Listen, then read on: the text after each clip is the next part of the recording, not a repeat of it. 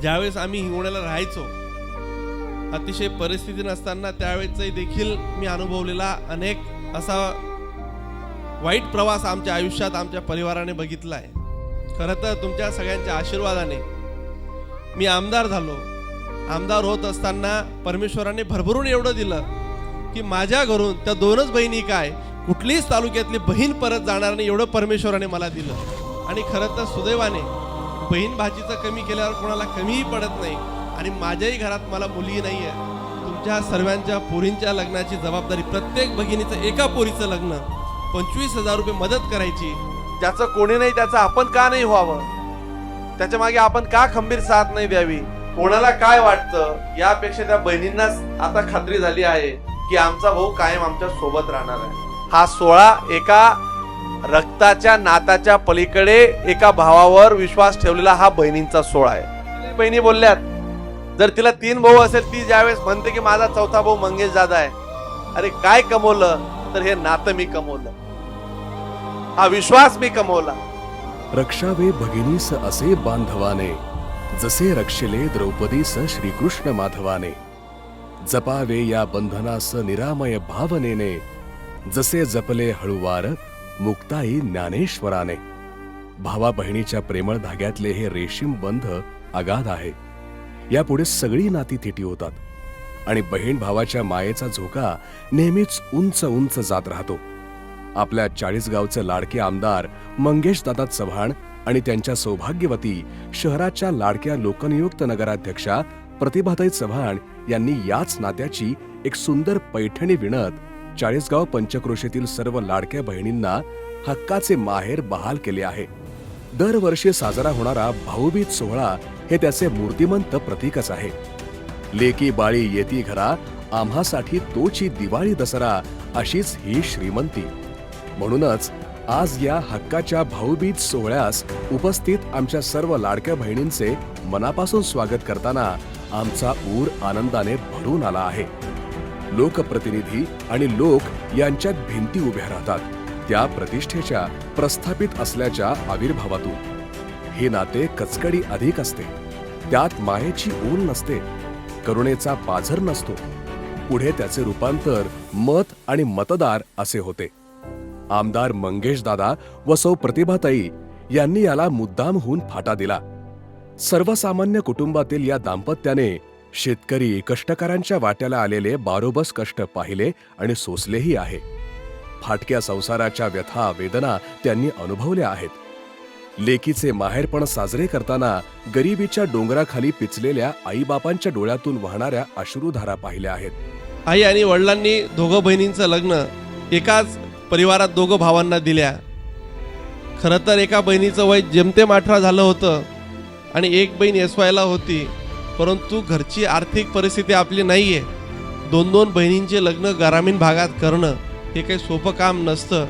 आपल्याला सर्वांना माहिती आहे आपली परिस्थिती ती नादारीची आहे आणि तू काय काय करशील. अशा परिस्थितीत दोघं बहिणींचं लग्न एकत्र करत खर्च वाचेल, तुला जाण्या येण्यासाठी देखील थोडं सोपं पडेल. अशा परिस्थितीत खर्च वाचावा, माझ्यावरचा भार कमी व्हावा म्हणून आईवडिलांनी दोघं बहिणी एकत्र ठिकाणी दिल्या. वेदनेची संवेदना तेथेच होते जेथे इतरांची दुःखे जाणून घेतली जातात, मदतीचा हात पुढे केला जातो. आमदार मंगेश दादा व सौ प्रतिभाताई यांचे हात देणारे आहेत. अंगणवाडी, मदतनीस, आरोग्य या आणि अशा समस्त आशाताईंच्या रक्ताच्या नव्हे तर हक्काच्या भावाने केलेला हा सन्मान सोहळा आहे. द बेस्ट 40 गावची ग्लोबल गाथा लिहिताना लोकल हा तिचा आत्मा आहे. हे भान सतत प्रज्वलित ठेवणारा हा प्रामाणिक प्रयत्न आहे. शासनाच्या मानधनात काम करताना कधीही तक्रार न करता वाड्या वस्त्यांमधील अडलेल्या महिलांची काळजी घेणाऱ्या, नवजात बाळाच्या जन्मापूर्वी आणि जन्मानंतरही त्यांच्या सुदृढतेचे वेळापत्रक रेखांकित करणाऱ्या, अंगणवाडीतल्या मुलांमध्ये आनंद शोधणाऱ्या, एक क्षण स्वतःचे दुःख विसरून इतरांसाठी हसऱ्या क्षणांचे पसायदान झालेल्या या लाडक्या बहिणींचे समाजावर असलेले उपकारच आहेत. या जाणीवेतून आमदार मंगेश दादा चव्हाण यांनी या सोहळ्याचा नंदादीप पेटवला आहे. दरवर्षी हजारो लाडक्या बहिणींचे माहेरपण याच समर्पित वृत्तीतून साजरे झाले आहे.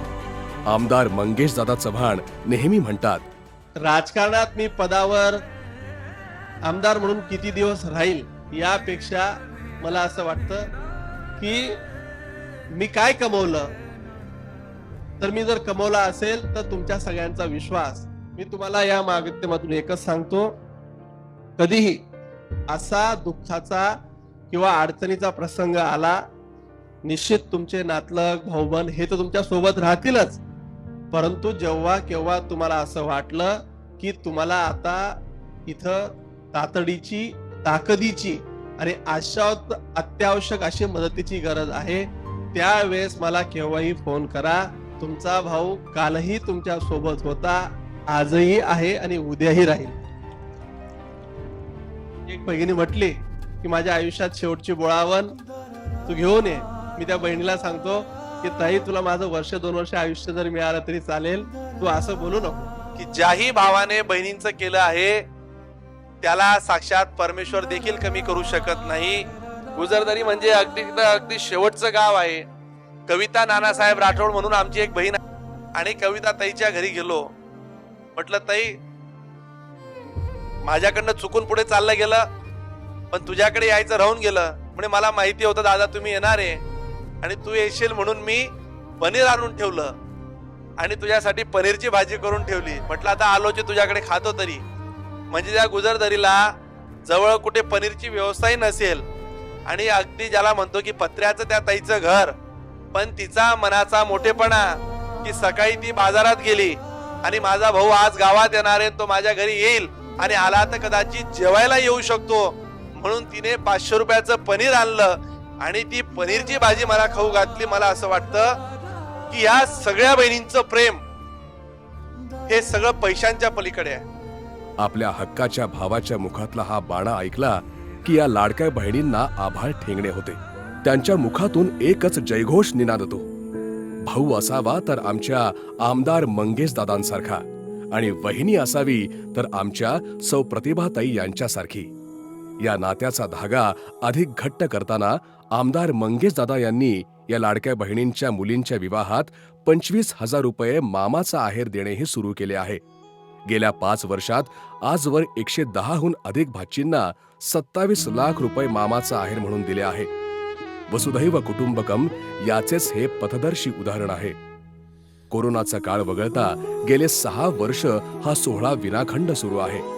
कोणतेही पद आणि सत्तेपेक्षा लोकप्रेम सर्वश्रेष्ठ असते.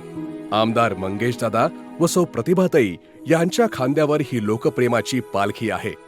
संसार 2 जणांचाही होतो आणि अवघाची संसार सुखाचा करीन आनंदे भरीन तिन्ही लोक इतक्या उंचीवरही त्याला घेऊन जाता येते. आमदार मंगेश दादा व सौ प्रतिभाताई यांची आभाळमाया अशा उंचीची आहे. अशा या लाडक्या भावाचे कौतुक करताना येथे उपस्थित हजारो लाडक्या बहिणी मोठ्या अभिमानाने म्हणतात, आमदार मंगेश दादा आणि सौ प्रतिभा वहिनी तुम्हाला शतकोटी आशीर्वाद.